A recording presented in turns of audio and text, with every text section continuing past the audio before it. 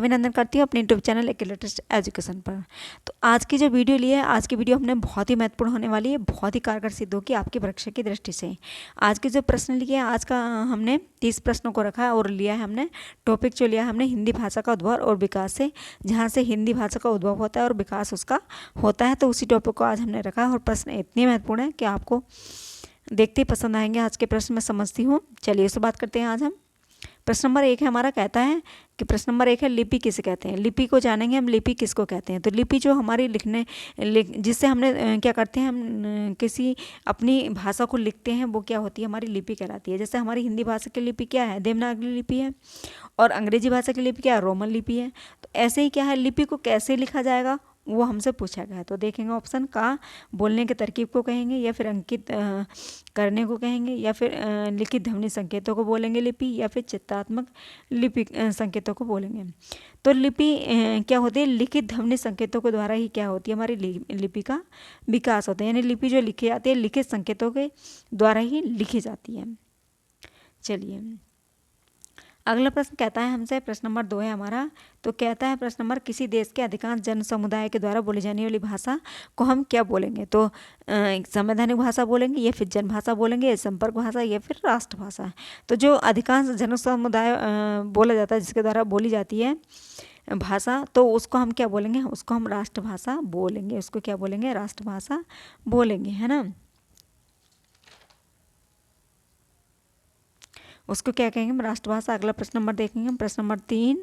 प्रश्न नंबर 3 कहता है हमारा, मैक्स मूलर ने इंडो जर्मनिक नाम किस भाषा परिवार को दिया है।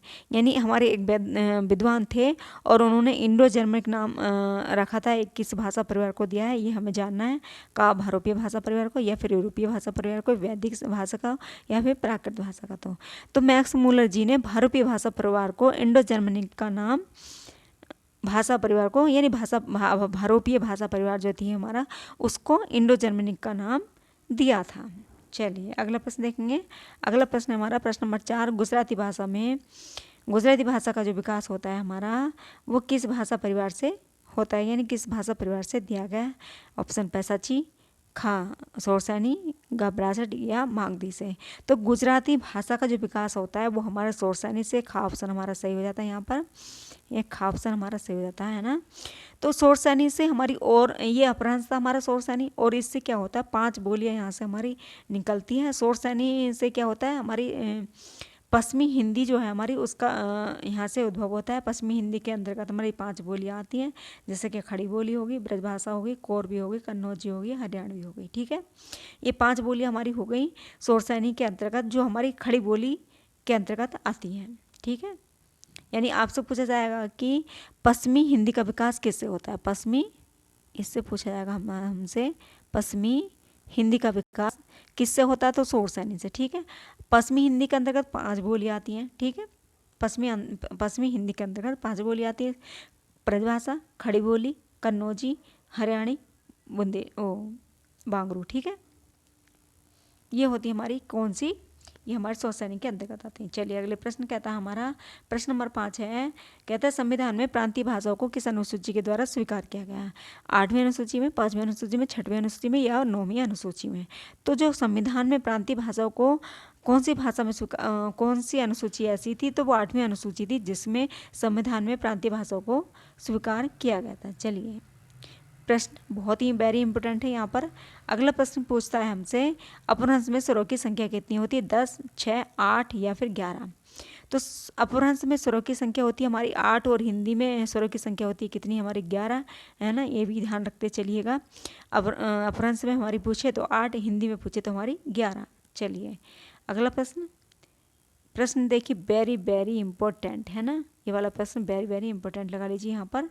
भाषा विज्ञान पूछता है हमसे, भाषा विज्ञान का विभाग नहीं है, पद विज्ञान, स्वयं विज्ञान, पदार्थ विज्ञान, ध्वनि विज्ञान। तो हमारा जो पद विज्ञान है और स्वयं विज्ञान है और ध्वनि विज्ञान, ये तीनों विज्ञान हमारे क्या है, ये इसी के विभाग के हैं, इसी विभाग में आते हैं।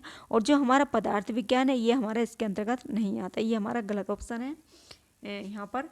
पदार्थ विज्ञान जो हमारा गलत ऑप्शन, गा हमारा गलत हो जाता है यहाँ पर। चलिए अगला प्रश्न पूछता है हमसे, हिंदी के प्रहरी किसे कहा जाता है? यानी हिंदी के प्रहरी किसको माना गया है? गिलक्रास्ट को, पीडी टंडन को, मोटोरी सत्यनारायण को, कामता प्रसाद गिरुंग को।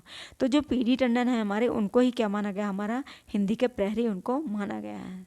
चलिए अगला प्रश्न कहता है हमसे, प्रश्न नंबर 9 है और सारे ही प्रश्न बहुत ही इंपॉर्टेंट है आज के। नागरी लिपि कैसी लिपि है? तो वर्णात्मक है या फिर अक्षरात्मक है या व्यंजनात्मक है या चित्रात्मक है? तो नागरी जो लिपि है वो हमारी अक्षरात्मक है, अक्षरों में लिखी हुई है इसको। तो ये कैसी लिपि है? अक्षरात्मक है। ठीक है, अगला प्रश्न नंबर 10 कहता है, अमीर खुसरो ने हिंदी के लिए कौन से शब्द का प्रयोग किया है? हिंदवी का, हिंदुस्तानी का, सिंधी का या उर्दू का? तो जो अमीर खुसरो थे उन्होंने हिंदी के उन्होंने क्या कहा? हिंदू का, यानी कि उन्हें क्या कहा गया? हिंदुस्तान का तूती बोला गया उनको। ठीक है, और खड़ी बोली के सबसे पहले प्रयोगकर्ता भी कौन थे? अमीर खुसरो थे। खड़ी बोली का सबसे प्रयोग करने वाले कौन थे? तो अमीर खुसरो थे। और अमीर खुसरो ने अपने उसमें साहित्य में लिखा है कि अगर मुझसे कुछ पूछना चाहते हो तो हिंदी में पूछो, ताकि मैं कुछ अद्भुत बातें आपको बता सकूं, ताकि अद्भुत अद्भुत बातें वो उन्हें क्या था? तुकबंदी करने का बहुत शौक था। खड़े खड़े वो ऐसे किसी भी शब्द पर, किसी भी व्यक्ति पर, किसी भी चीज़ पर ऐसे तुकबंदी कर देते कि लोगों को बहुत पसंद आती थी। उन्हें तुकबंदी करने का बड़ा शौक था और इसीलिए वो प्रसिद्ध हुए। और उन्होंने हिंदवी शब्द का ऑप्शन का हमारा सही हो जाता है ना? ऑप्शन का हमारा सही हो जाता है। चलिए अगला प्रश्न देखेंगे। अगला प्रश्न कहता है हमारा, अगला प्रश्न 11वें नंबर का, भारत में हिंदी को संविधान की किस धारा के अंतर्गत राजभाषा घोषित किया गया? धारा 343 फर्स्ट में, धारा 343 सेकंड में, धारा 343 फर्स्ट, 333 फर्स्ट में, धारा 334 फर्स्ट में। तो हिंदी में जो संविधान की जो धारा है भारत में, तो उसमें राजभाषा घोषित किया गया तो धारा 343 फर्स्ट में, धारा 343 फर्स्ट में इसके अंतर्गत रखा गया है हमारे क्या? हिंदी भाषा को राजभाषा घोषित किया गया है। ठीक है, चलिए प्रश्न वेरी वेरी इंपॉर्टेंट था, आपसे प्रश्न बनता है ये वाला। चलिए अगला प्रश्न देखेंगे। अगला प्रश्न कहता है हमारा 12वें नंबर का प्रश्न है, हिंदी भाषा को बोली के आधार पर छत्तीसगढ़ी बोली है। तो हमसे बताना, छत्तीसगढ़ी जो बोली है वो किसके अंतर्गत आएगी? पूर्वी के अंतर्गत है, पहाड़ी के, या फिर पश्चिमी हिंदी के, या फिर राजस्थानी हिंदी के? तो छत्तीसगढ़ी ये 3 बोलियां, अवधी, बघेली, छत्तीसगढ़ी। अवधी और बघेली, ये 3 बोलियां हमारी अवधी, बघेली और छत्तीसगढ़ी। 3 बोली कौन सी आती है? हमारी पूर्वी हिंदी के अंतर्गत आ जाती है। ये कौन सी? पूर्वी हिंदी के अंतर्गत। ठीक है, चलिए अगला प्रश्न क्या है हमारा? प्रश्न क्या है हमारा? प्रश्न नंबर 13 है, ब्रज भाषा है, पूर्वी हिंदी है, पश्चिमी हिंदी है, बिहारी हिंदी है, पहाड़ी हिंदी है। तो ब्रज भाषा मैंने अभी आपको बताया था कि पश्चिमी हिंदी के अंतर्गत हमारी 5 भाषाएं, 5 बोली आती है। ब्रज भाषा आती है एक, तो खड़ी बोली आती है एक, हरियाणी आती है, कन्नौजी आती है, और क्या आती है हमारी? कोरबी। ठीक है, यही क्या है हमारी, क्या है ये? पश्चिमी हिंदी के अंतर्गत आ जाती है। तो ब्रज भाषा भी किसके अंतर्गत आएगी? पश्चिमी हिंदी के। ठीक है, चलिए अगला प्रश्न है हमारा, प्रश्न नंबर 14 है, हिंदी शब्द अनुशासन के लेखक कौन है? तो कामता प्रसाद गुरु, किशोरदास वाजपेयी, श्याम सुंदर दास या रामचंद्र शुक्ल। तो जो हिंदी शब्द अनुशासन के, यानी कि हिंदी का व्याकरण शास्त्र के लेखक कौन है हमारे? हिंदी वाले व्याकरण शास्त्र के लेखक कौन है हमारे? ये किशोरदास वाजपेयी जी हैं, जिन्होंने हिंदी का व्याकरण लिखा है। ठीक है, अगला प्रश्न कहता है, देवनागरी लिपि का विकास हुआ है खरोष्टी से, ब्राह्मी से, मराठी से या फिर फारसी से? तो देवनागरी लिपि का जो विकास होता है वो ब्राह्मी लिपि से होता है, यानी कि इसको ब्राह्मणों से उत्पत्ति इसकी मानी गई, यानी कि इसके देवताओं की लिपि हुई, इसको कहा जाता है। चलिए प्रश्न नंबर खा हमारा सही हो जाता है। प्रश्न नंबर अगला है, प्रश्न नंबर 16 प्रश्न कहता है हमसे कि देवनागरी लिपि की सबसे बड़ी विशेषता हमें बतानी है, कौन सी है? हिंदी भाषा की लिपि होना, प्राचीन लिपि होना, अनेक भारतीय भाषाओं की लिपि होना, या सर्वाधिक वैज्ञानिक लिपि होना, एक ध्वनि के लिए एक संकेत होना। तो जो देवनागरी लिपि की विशेषता है वो सबसे बड़ी विशेषता है कि सर्वाधिक वैज्ञानिक होना है और एक ध्वनि के लिए एक ही संकेत का प्रयोग यहाँ पर किया गया। देवनागरी लिपि यानी हिंदी भाषा में हमारी क्या किया गया? एक ही शब्द के लिए एक ही संकेत का होना हमारे लिए जरूरी बताया गया। चलिए अगला प्रश्न देखेंगे। अगला प्रश्न कहता है हमसे, प्रश्न नंबर 17, इसमें बिहारी हिंदी का रूप नहीं है, भोजपुरी, मैथिली, मगही और अवधी। तो इसमें देखेंगे हमारा मैथिली, मगही, यहाँ पर हमारा प्रश्न नंबर 17 हमारा कहता है हमसे कि इनमें बिहारी हिंदी का रूप नहीं है। तो यहाँ पर अवधि जो होता है हमारा, अवधि किसका है? पश्चिमी हिंदी का, सॉरी पूर्वी हिंदी का, मैंने बताया था अभी आपको। तो यहाँ पर क्या था, अवधि जो है हमारा वो हमारा किसका है? पूर्वी हिंदी का। यहाँ बिहारी हिंदी इसका मतलब नहीं है। यहाँ पर भोजपुरी, मैथिली भी नहीं है। यहाँ पर ये जो है तीनों हमारे बिहारी हिंदी के हो जाते हैं। अवधि हमारा पूर्वी हिंदी के अंतर्गत आता है। चलिए अगला देखेंगे। अगला प्रश्न कहता है हमारा, अगला प्रश्न नंबर 18, निम्नलिखित युग में से कौन से युग मिलता है? अवधि पूर्वी हिंदी, ब्रजभाषा पश्चिमी हिंदी, भोजपुरी पूर्वी हिंदी और खड़ी बोली पश्चिमी हिंदी। तो अवधि तो हमारी किस में आती थी? पूर्वी हिंदी के अंतर्गत आती, ठीक है। ब्रजभाषा मैंने बताया था खड़ी बोली के पश्चिमी हिंदी के अंतर्गत आती है। और खड़ी बोली हमारी ये भी पश्चिमी हिंदी, ब्रजभाषा हमारे पश्चिमी हिंदी के अंतर्गत, खड़ी बोली हमारी ये भी पश्चिमी हिंदी का। लेकिन जो भोजपुरी है हमारी वो बिहारी हिंदी के अंतर्गत आती है, ये पूर्वी हिंदी के अंतर्गत नहीं आती है। पूर्वी हिंदी के अंतर्गत तीन बोलियाँ थी, अवधी, बघेली, छत्तीसगढ़ी, ठीक है। 3 बोलियाँ थी, अवधी, बघेली, छत्तीसगढ़ी। पूर्वी हिंदी में 3 बोलियाँ थी हमारी, अवधी, बघेली, छत्तीसगढ़ी। लेकिन जो भोजपुरी है वो किसकी थी? वो बिहारी हिंदी की थी। चलिए अगला है हमारा, निम्नलिखित बोलियों में से पूर्वी हिंदी की बोली नहीं है। देखिए अवधी, छत्तीसगढ़ी, भोजपुरी और बघेली। तो पूर्वी हिंदी का अंतर्गत कौन सी थी? अवधी थी, बघेली थी, छत्तीसगढ़ी थी। लेकिन भोजपुरी क्या है हमारी? ये बिहारी हिंदी के अंतर्गत आती है। इसलिए यह प्रश्न हमारा यहाँ पर ऑप्शन ग हमारा गलत हो जाता है। चलिए अगला देखेंगे। प्रश्न नंबर 20 में कहता है हमारा, बौद्ध धर्म से जुड़े साहित्य की भाषा क्या है? लौकिक साहित्य, वैदिक साहित्य, प्राकृतिक या फिर पाली। तो जो बौद्ध धर्म से जुड़ी हमारी जो भाषा रही थी, साहित्य की भाषा रही है, वो हमारी पाली है। ये हमारी ऑप्शन घ हमारा सही होता है। पाली पहली शताब्दी से लेकर हमारा क्या होता है? ये हमारा 500 ईस्वी तक हमारा ये जाता है, ठीक है। ये ईस्वी तक हमारा ये यहाँ से जाता है। पाली का जो समय रहा है पहली शताब्दी से 500 ईस्वी तक, ये समय हमारा रहा है किसका? बौद्ध धर्म से जुड़ी साहित्य की भाषा पाली से, ठीक है। लेकिन लौकिक संस्कृत इसमें देख लें, लौकिक संस्कृत तो हमारी सबसे पहले आती है, वैदिक संस्कृत आती है सबसे पहले और फिर लौकिक संस्कृत आती है हमारी। तो इसका जो समय रहा है हमारा, पहले सबसे नंबर 1 पर वैदिक संस्कृत, दूसरे नंबर पर लौकिक संस्कृत, तीसरे नंबर पर क्या होती है हमारी? तीसरे नंबर पर होती है हमारी क्या? पाली। और फिर चौथे पर होती है हमारी क्या? प्राकृत, ठीक है। ये भी हमें भी ये सीरीज भी याद रखनी चाहिए, ठीक है। अगला चलेंगे।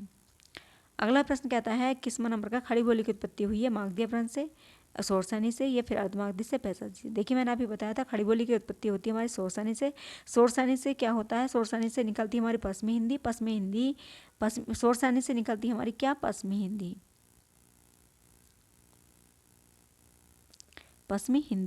पश्चिमी हिंदी से ही इन 5 बोलियों का विकास होता है। किनसे? खड़ी बोली, ब्रजभाषा, हरियाणवी, कन्नौजवी और कौरवी, ठीक है। ये सब क्या है हमारी? यही सब हमारी पश्चिमी हिंदी के अंतर्गत आती है, हरियाणवी, ठीक है। प्रश्न नंबर 22 कहता है हमारा, प्रश्न नंबर 22, अवधी और ब्रज दोनों भाषाओं की रचना करने वाले कौन से ऐसे कवि हैं जिन्होंने अवधी में भी रचना लिखी है, ब्रज भाषा में ब्रज और दोनों में रचनाएं लिखी हैं? सूरदास, तुलसीदास या फिर घनानंद या फिर उपरोक्त सभी। तो तुलसीदास हमारे ऐसे कवि रहे हैं जिन्होंने क्या लिखा है हमारा? अवधी में भी लिखे हैं। उन्होंने क्या रामचरितमानस लिखा है, हनुमान बाहु लिखा है, और क्या लिखा है? पार्वती मंगल लिखा है उन्होंने। ये 5 भाषाएं उन्होंने अवधी में लिखी है, बाकी भाषाएं उनकी ब्रज भाषा में। दोनों में इन्होंने क्या किया है? इन्होंने दोनों में रचनाएं की हैं। चलिए अगले प्रश्न देखेंगे। अगला प्रश्न है हमारा, पश्चिमी हिंदी की सर्वाधिक बोलियां इनमें से क्या है?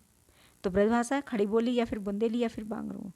तो पश्चिमी हिंदी की जो सर्वाधिक प्रमुख बोलियों में से खड़ी बोली ऐसी बोली है जिसका सबसे ज़्यादा विस्तार है, ठीक है। इसका क्या है? सबसे ज़्यादा विस्तार है। ये पश्चिमी जो उत्तर प्रदेश है, पश्चिमी जो भाग है, इसका सबसे बड़ा विस्तार क्या है? खड़ी बोली का है। सबसे अधिक खड़ी बोली सबसे अधिक बोली जाती है, खड़ी बोली।